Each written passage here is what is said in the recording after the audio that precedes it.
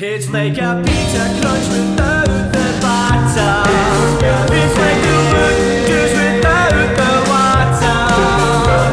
You'll never get the knickers I found. What a fucking chance. Premeditated patter. Premeditated patter.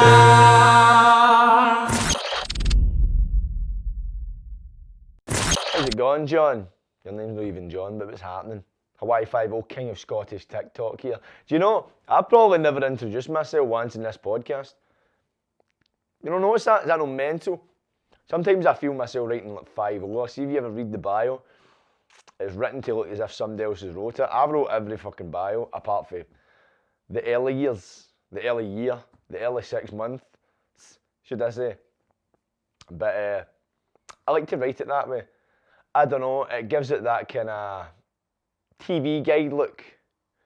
What I'm talking about, it's like a synopsis of what's to come. But, what's been happening? It's been a very, very beautiful weekend for me. It is Sunday, a day of rest, a day of kicking back with the big alls out. I recently just attended Manifest Hypnotherapy. That is a sponsor of mine for my upcoming bout against Jasper on the 31st of March. But I attended Manifest Hypnotherapy today as part of a recovery session. Went in, done some Wim Hof breathing, jumped in a cold bath thing, one of the cold plunge pool things. And I flung myself into an infrared sauna. Never been in for one of them before. If you want to know what the difference between an infrared sauna is and a normal sauna, apparently the infrared one penetrates like the fat tissue or something shit like that. See if you want to know, don't ask me, just Google it. I'm talking about, if you're watching YouTube, you've got access to Google. So I'm not going to try and butcher it, because in fact I should just Google it, you know what I mean? Just pause it and Google it, see what's happening. But I went, feel fresh as a daisy, and she also gave me this. She gave me a crystal. It's a tiger's eye. Says to carry it with me at all times. It's for confidence. I'm not really a crystal guy, but I feel something. I like it. But this weekend, man, I made my wrestling debut at CPW, Community Pro Wrestling. That is, if anybody doesn't know, my famous friend Ravy Davies' wrestling promotion. And it went well. I initially attended to play a song. And I turned up and I was arrested by the police, who were there to arrest me for crimes against Jasper on the 31st of March.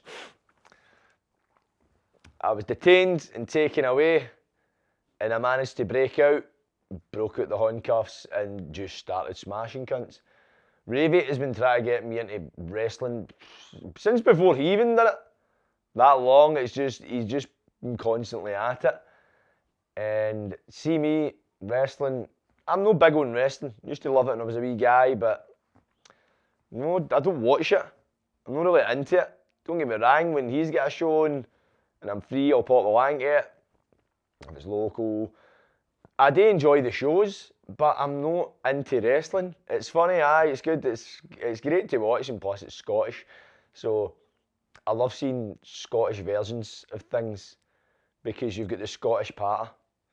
You've just got the Scottish terminology, all that stuff. It's told, it's a tale that is woven through Scottish fabric.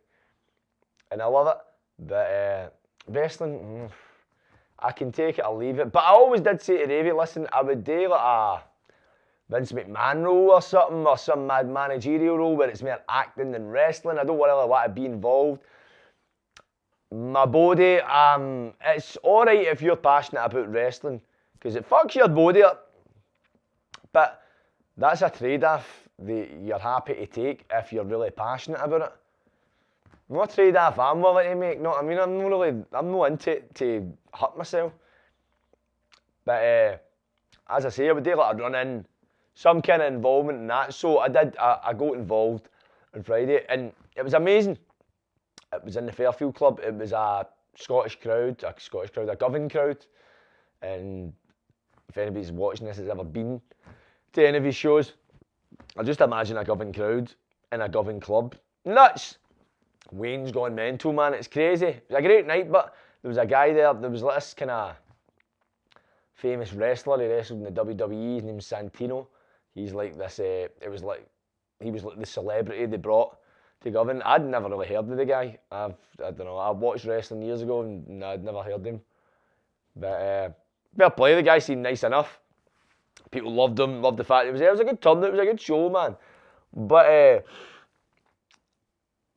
it was really good. I enjoy performing in front of a crowd. That's what I enjoy. The performing aspect. See all that backflips and suplexes and shit. I'm counting me out. I don't want to be getting launched about a ring because see the rings.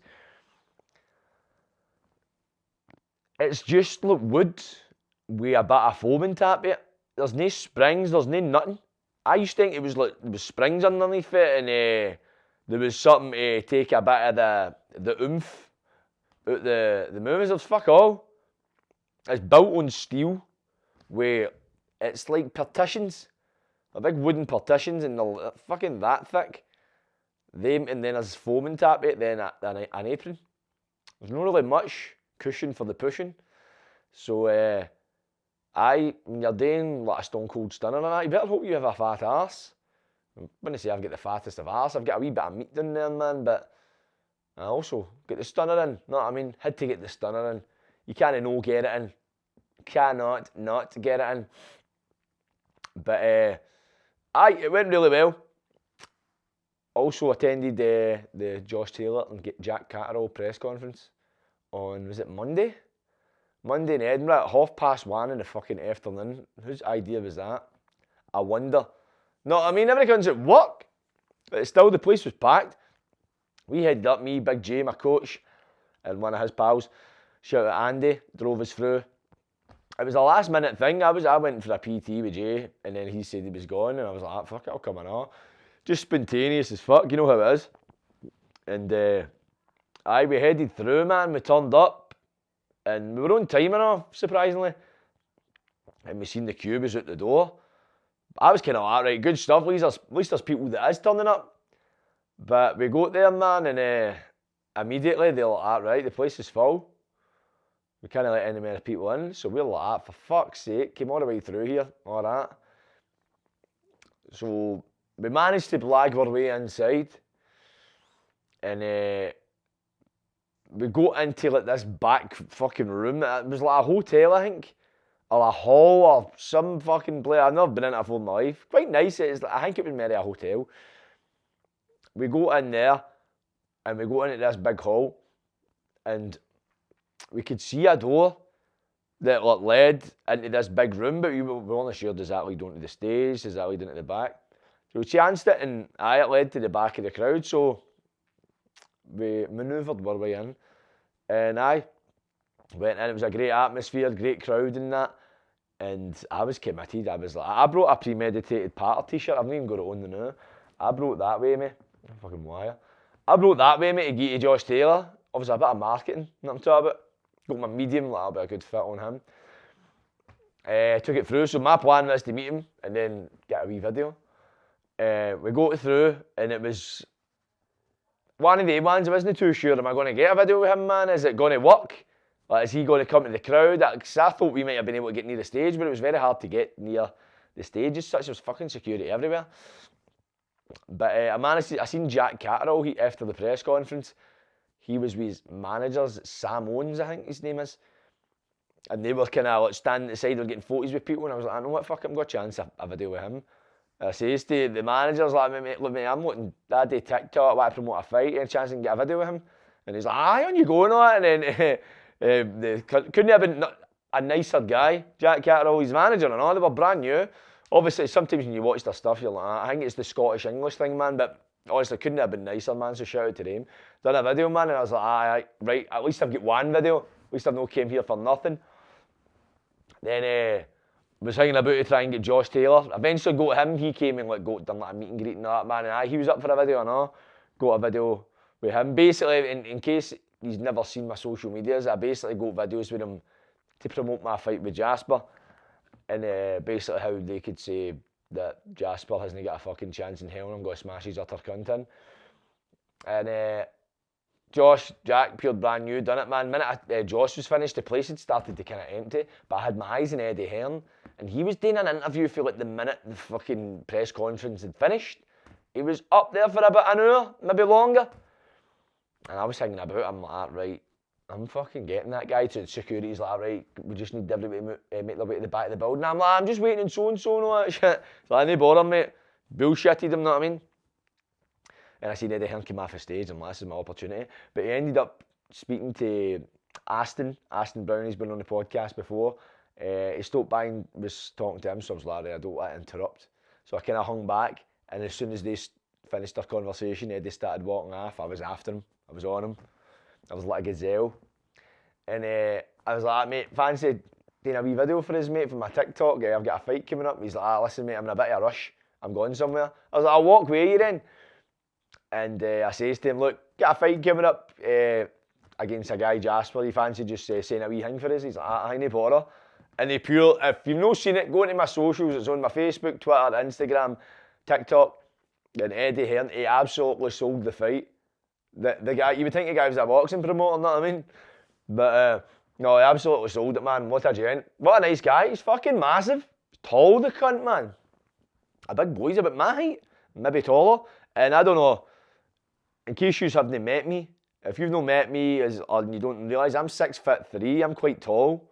People don't realise that watching like, my TikTok, my social media, because I suppose, depending on the size of your telly, I can be pretty small.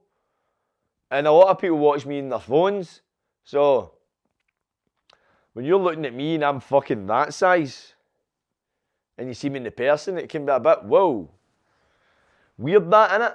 But I suppose your brain kind of shifts things into perspective when you're watching videos, or else we would think every celebrity that we've seen were fucking midgets. Were like the borrowers, know what I'm talking about? Because your brain kind of, I don't know, it taps in to that perspective, that's the size. Know what I'm talking about? It makes it, is it the theory of relativity? Does that apply here? It sounds good, so I'm going to go with it. But I've been fucking going hard at it training for this fight. Really fucking smashing it at the cut. Look at my nose. Can you see it? You can see it, wee bit of bruising. No, a broke nose, but I don't know what's the next step. Is it a staved nose? It's not the same nose anyway, man. But I good hard sparring on Thursday, man, and that's the thing. It's like, see, the more and more I box, the more and more I train in this camp, man. See, it's like boxing. It's fantastic for your mental fortitude because you need to tap into your reserves. You can't fuck about, essentially. I don't anyway. You probably could fuck about. Well, you can't fuck about. You can't fuck about if you want a result. You can fuck about if you want to get your ass kicked. But for me, it's like, I'm not a dug with a bone with things, man. And with this, I'm right in about it. I love my fitness. I train like fuck. I like going to the gym, and I was wanting to get into like boxing and fighting and that last year because I was going to the gym. I was doing weights. I was doing bodybuilding. I've done bodybuilding for I was like 15, on and off, but bodybuilding type exercising. So I was always about lifting weights and getting big, but there's only so many years you can do that. For me especially, before you end up getting fed up with it. For me as well, it was a vanity project half the time. I got to jail. I'd been going to the gym for I was like 15, I was about 17. I was on and off. I wasn't really pushing myself. I didn't really know much what I was doing, but I was going. When I go to jail, I kind of went like that. The only thing you can do in the fucking jail is really go to the gym. That's pretty much the fucking one of the only worthwhile things you can do.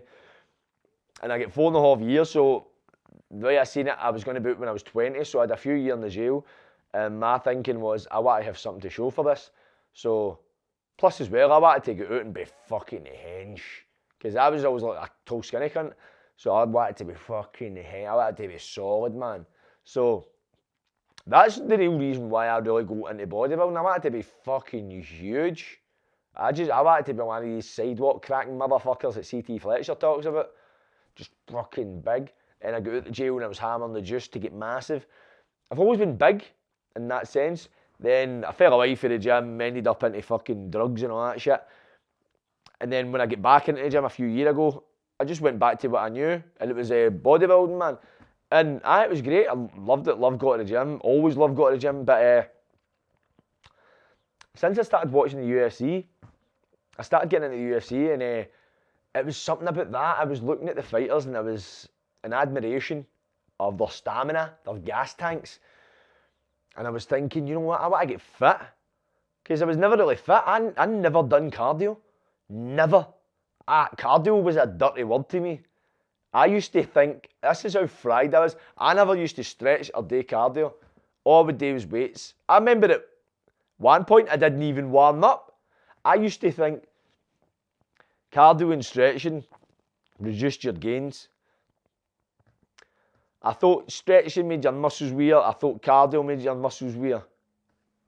That's what I'm talking about. I was like obsessed with getting massive to the point where that I would literally just solely focus on eating a power and lifting for power. So I even remember I got a job in Pullman. It was the PT pass. And one of the conditions of the job was that I had to do cardio 3 times a week. That isn't like a condition that you need to get the job, but they were like, listen, you're doing cardio 3 times a week. It was like a trade-off. They were just wanting me to do cardio, and I think I stuck to it for a bit and stopped it. But I would do like every muscle group twice a week, not a problem. I would not miss it for love nor money. Every muscle group twice a week. Twice a day I was training, doing weights, not a hint of cardio or stretching. That's fucking bonkers when I think about that. Because see now, I get up every morning, the first thing I do is stretch. The first thing I do is stretch. Unless I'm in a rush, first thing I do is stretch. See, before I do a workout, I do ballistic stretching. Open up the joints. See, after a workout, I stretch all the muscles. I'm stretching about 3 times a day. And that's an age thing as well, because I started noticing, is it 2 years ago or something, a couple of years ago, I had like quite a heavy weight session, and then I went a big cycle up to fucking the Campsies, and I fucked my back. But see, when you get to like 30 odds and you get an injury, like you hurt your back or something, they kind of linger. They don't usually go away like after a couple of days or a week or whatever it did when you're younger. When you get older, your body remembers. You know what I'm talking about? So I done my back, and it was like one of the ones that it was a recurring thing, kept popping up to the point where I was like, what's going on here? So I started stretching my back, and then that just led me on to stretching. And since I started stretching, I just felt loose. I felt as if I had much more use of my body. And it was like, what the fuck have I been doing? Because I used to walk about like that, pure stiff as a board. And I remember somebody using the term, no directed towards me, but in a generalisation, talk about like having all sorts of useless muscle. And that's what I had, useless muscle. Couldn't have done fuck all with it. Know what I'm talking about? So I eventually got into the cardio. Why did I get into cardio? I think with watching the UFC and that kind of thing, but I used to smoke like joints and go run 10, 20 Ks and all that. It was fucking insane. But now I've got a lot more stability in my life. I don't use drugs. I know why I'm doing certain things. I'm not just leaving my house and running 15k for the sake of it. Because I realise there's different types of cardio. You've got high intensity interval training. You've got moderate cardio. You don't need to be fucking blowing your gas tank every time you do a bit of cardio. And I think depending on what age you are, you can either relate to this or you'll get it when you get to this age. When you get to about 30, you start to become conscious of your lifestyle choices. You start to become conscious of what you're eating, what you're doing in the gym. Because you're starting to think about longevity. Because you're at that point, 30 odds, you're still young, but you're at that point like, right, your 20s you can kind of get away with eating shit, doing, or I think that's what your 20s are all about. The madness. the fucking getting on it, doing whatever, eating shit, just living freely. And when you hit 30, life doesn't get immediately so serious, but you're at that point, you're like, right, I've got all that shit out of my system. What's next to achieve? Because you see it with people that the boxers for young ages, footballers for young ages, they live a disciplined life, and maybe that disciplined life is forced upon them, and they rebel later in life. They get into their early 20s, and that's when they're off the leash, so to speak. They go on binges, benders, drinking, and everything gets flung out the fucking window. I don't know if it's a Scottish thing, because our culture's so centred around drugs, alcohol, partying, all that fucking shit, that we as Scots, we see we're friendship circles, we see people we know, we're social circles, everybody else seems to be out having a good time, and that FOMO kicks in, fear of missing out. And is it that which causes you to go, wait a minute, I've missed all these years of my life, I'm going out now? Or is that why you think it's a rite of passage? But I work in a student accommodation, and a lot of the students, they go out partying. They're from all over the world. They party on a Tuesday night in the accommodation, random nights of the week. It's like student life, so I feel some of this stuff can be universal. I think maybe just us as Scots, maybe just rip the piss a wee bit more. These days you've got like 15, 16-year-olds sniffing prop. I think that's fucking mental. I do think it's mental, but it doesn't surprise me. Because I never really started hammering the prop till I got out my second, after a recall. I done a recall. Before, it used to be council. I don't even know if you can get council these days. I've not took gear in that long. And it was your fucking an 8th for 50 quid and all that shit. And it was just laced with shite. But that's all I used to fucking take. Prop. I would take prop and fall out with cuttings and all that. It sent me mental. But it was, because it was so dear, it wasn't in scarce supply, so it's just not many people bought it because you had the option of council. I done an 11-month recall in Berlin, and when I got out, it was just prop. There was no council, there was no fucking nothing, it was just prop. So naturally, like that, you just need to take what's on offer. But now, when I look at it, at the grand scale of things, when I was hammering the prop, I was a nutter. No in the sense where I was fucking half, but no, he's not. I was just, I did wild shit, impulsive shit, paranoid, fucking mental stuff. But I was a grown man when I done that. Not to say that it can't affect anybody, but you think of somebody that's in the later stages of their mental and physical development compared to somebody that's still an adolescent. 15, 16, I say that at 15 I was taking eckies. 15, 16 I was taking eckies, but it's a weird thing. I wonder where it leads. Tell you where it fucking leads. For me, the rooms of recovery, when I'm in there, I see people that are out, they're puffing joints every day, they're fucking on it every weekend, and I just sit and look. I'm not going to get a watch, but I just pretend I've got a watch to look at, and I just go, right, I'll set the timer, because no long until after this point. When it is, I don't know. At some point, I'm going to see that cunt in here. It's fact. You can't burn the candle at both ends forever. I don't really know anybody that has. There's always these people that I think, he can just do it. He can just fucking drink every weekend. He can just smoke green every day. And before you know it, they're the people that are the ones that are hunting to get off it because they're fucked. It's like, we are all human. We forget that. And these drugs are not. They do what they were created to do. Whatever else is added into it, that does whatever the fuck it wants. Your brain doesn't really have a choice. You do, to a certain degree. But it's like, it's crazy. It's one of the things I don't know if, I was saying this to my pal yesterday. I went up to see my pal yesterday. He's a mad weed smoker. And he was sitting rolling a joint in his kitchen, man, and seeing he was smoking it, I just had fucking pure anxiety. I just wanted to get away from it. I don't know if it was all the coffee I was drinking, but I was just like, I want away from this, man. I've not seen him in ages. It was good to catch up.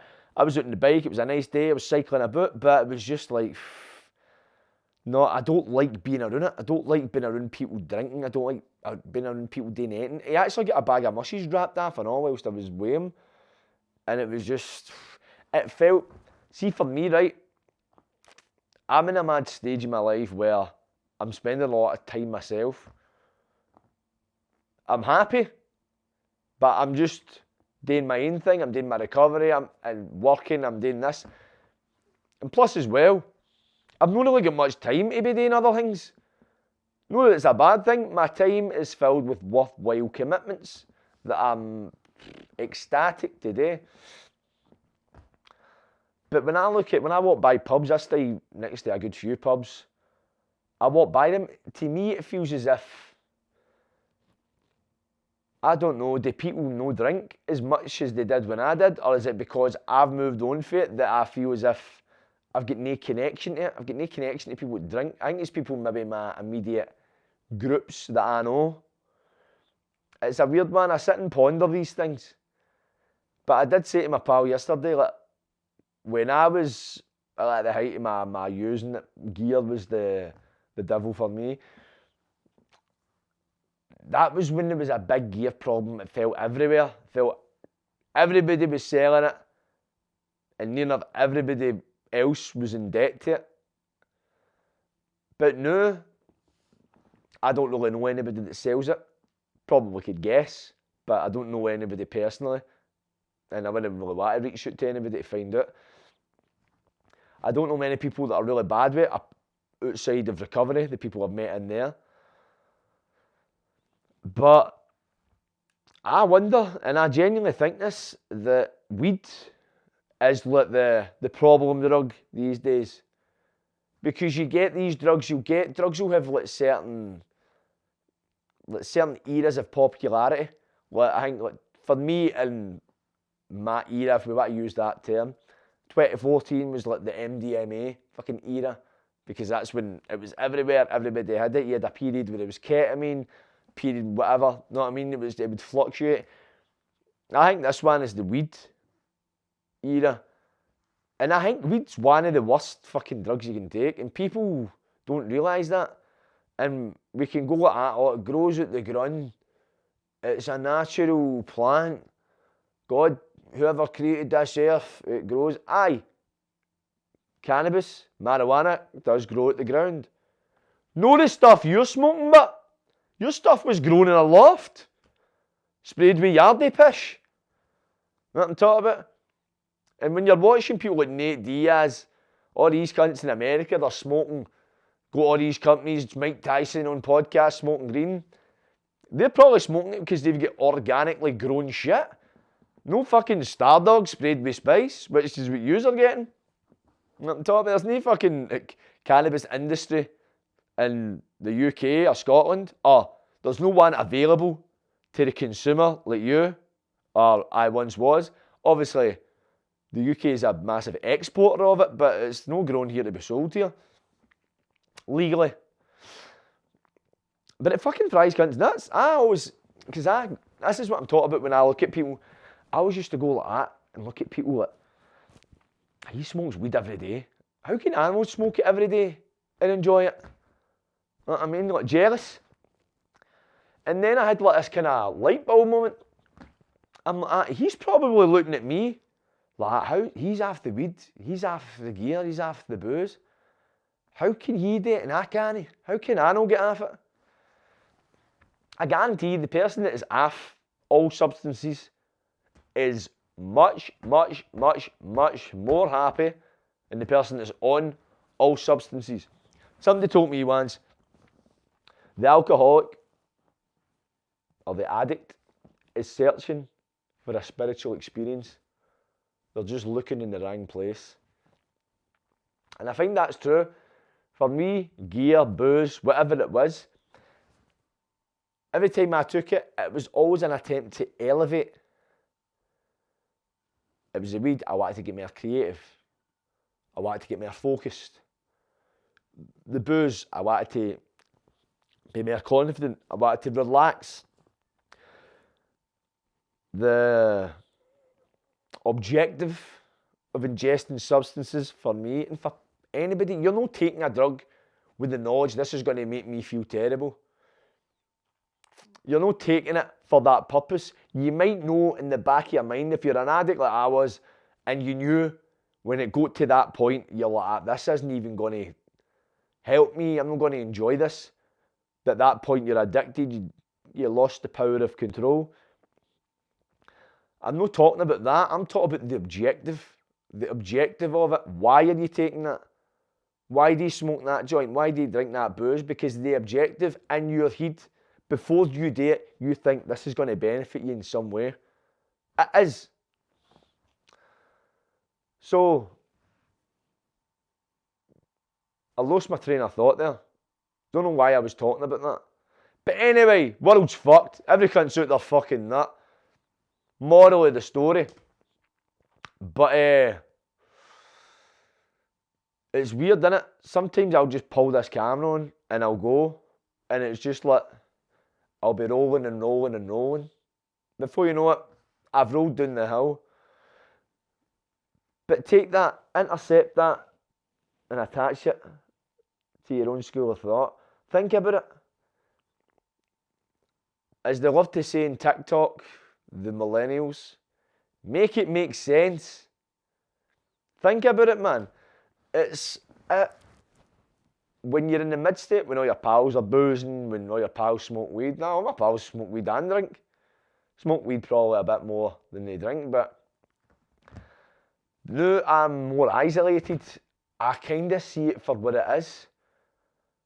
When I talk to people that are saying, I'm choking to get off of booze and all that booze, it's like they're going through the same problems that I was going through, but because I've been away from it for so long, it's, remember that?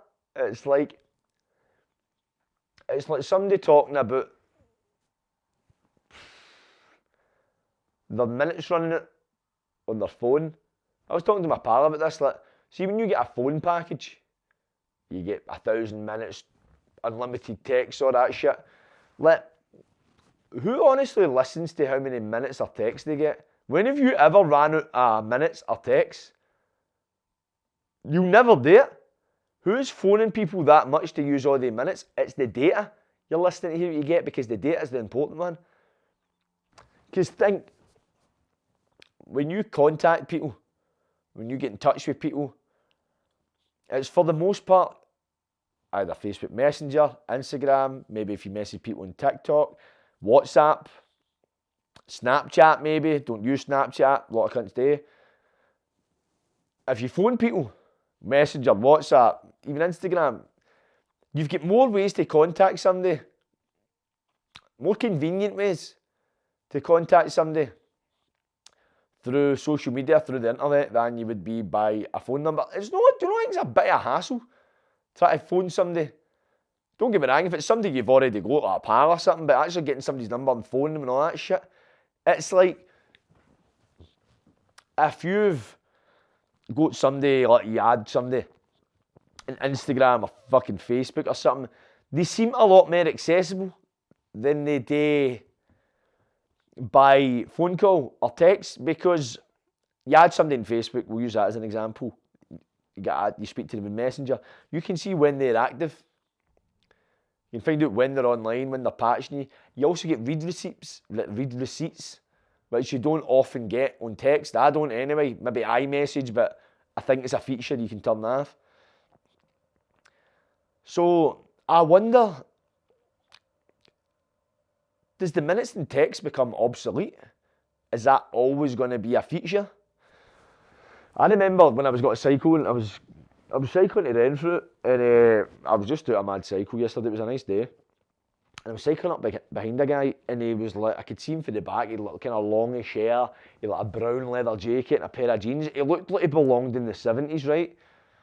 But as I cycled up behind him, he was on his mobile phone, and that way I don't know about you, but see when I look at people, sometimes when I walk by somebody in the street, if I drive by somebody, my mind goes wandering and I start to, let's see if I look at somebody's appearance and it stands out to me, I start to kind of build like a storyline about that person. Like if I drove by this guy and I just imagined him like in the 70s, as if he just finished his work and it was during like the industrial era when it was like all big working men and all that shit, health and safety was out the fucking window, cunts were kicking about with long hair and leather jackets. And I was just kind of going down this wee path. I was just kind of lost in my own thoughts, cycling up behind this cunt. And then I seen him with the phone and it kind of brought me back to reality. Because the mobile phone, like the iPhone or whatever, the smartphone he had, this is obviously new technology. And it was like, I remember just having the thought that we're so connected. I can get anybody in the world like that. In seconds, I could get in touch with anybody in the world. Anybody I wanted. There is no way to stop me. I can even call them and look at their face. But you notice now, as a society, we're all disconnected from each other. The fact that I can message my mum on Messenger, see how she's doing and all that kind of thing, means I'm less likely to go and visit, or less likely to go and visit more often, because I've got that form of communication. So yeah, it brings us together in one way, it separates us in another. Right now we're living in a transitionary period where,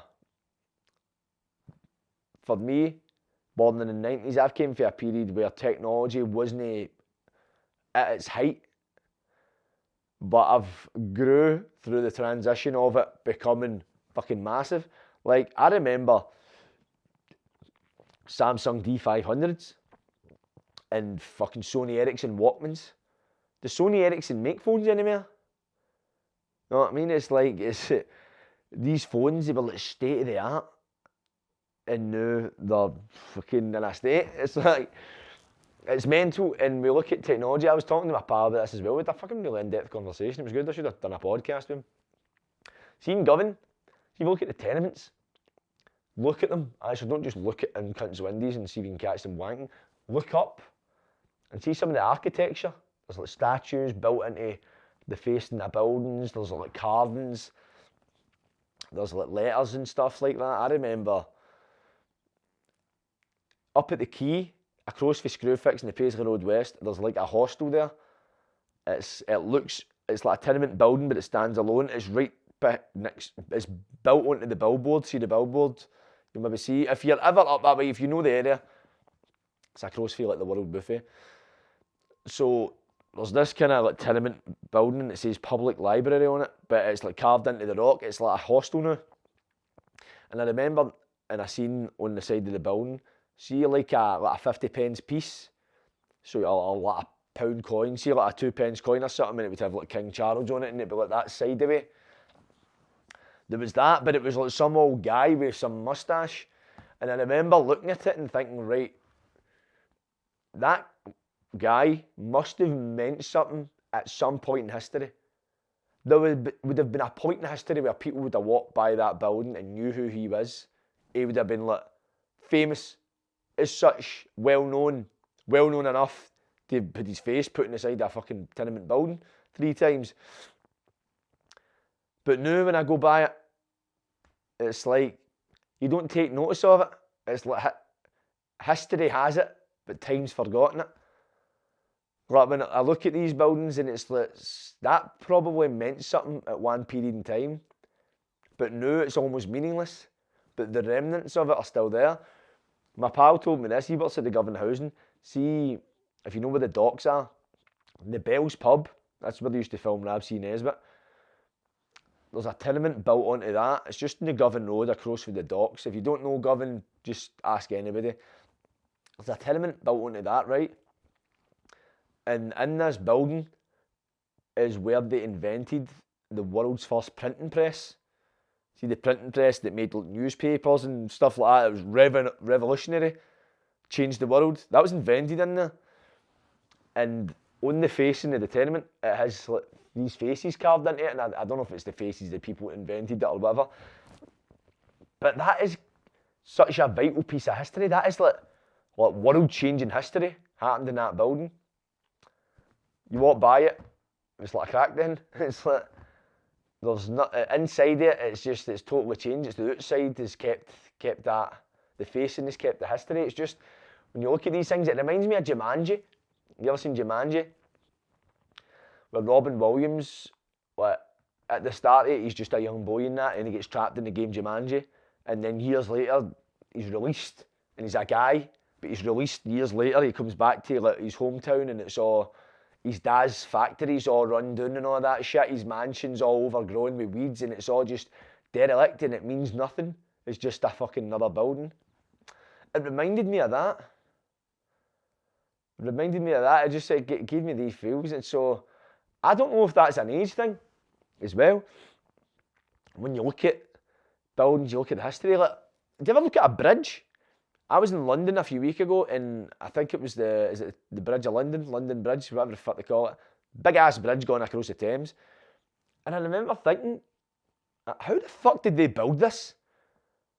This fucking bridge is massive, big and long. How the fuck did they do it? And I can understand, maybe in the past 100 years, I can logically decipher how a bridge has been built. But if you go back years and years before, how the fuck did they build that with what little they had, or what little we think they had? The mind boggles. You're ever out and about, Glasgow, it's great for its architecture, man, but just look, it's fucking, I remember somebody told me a story of this as well. The Taj Mahal, beautiful, one of the greatest wonders of the world. It was built by an emperor for his wife that died. An Indian student that stays at my accommodation, he told me that after the Taj Mahal was built, the emperor had all the workers' hands cut off so they couldn't replicate it. Fucking mental. It's like, I don't know, I used to fucking not give a fuck about history. I genuinely did not give a shit about what happened a week ago, never mind what's happening fucking 20, 30, 40 years ago. Now I'm fascinated by it. And right now, you're watching history take place with the King of Scotland, Hawaii Fivo, talking to you through your screens. This is a historical moment. But are you watching this in the present day, 2024? Or has this somehow made it to 2100? This 70 years later? Is this meaningless? Or does it still mean something? Well, I would hope that my legacy lives on, my plan, my destiny for my legacy to live on throughout the ages. But I'm not in control of what time does to that. So my only control is what I create in the moment. As much as we focus in the future, we focus in the past, focus in the present moment, then you'll enjoy every moment of life without thinking of what's coming next or what's passed by you. Live in the present. The present is a gift. Fucking hell, man. I should really get sucked off for that patter. You get that philosophy anywhere else on a Sunday? And if you say die, you're a fucking liar. But anyway, I'm going to bounce. I'll catch you soon, people. More guests coming soon. Stay tuned. Here we go. Like, subscribe, and don't get wide. Catchies. Premeditated Patter.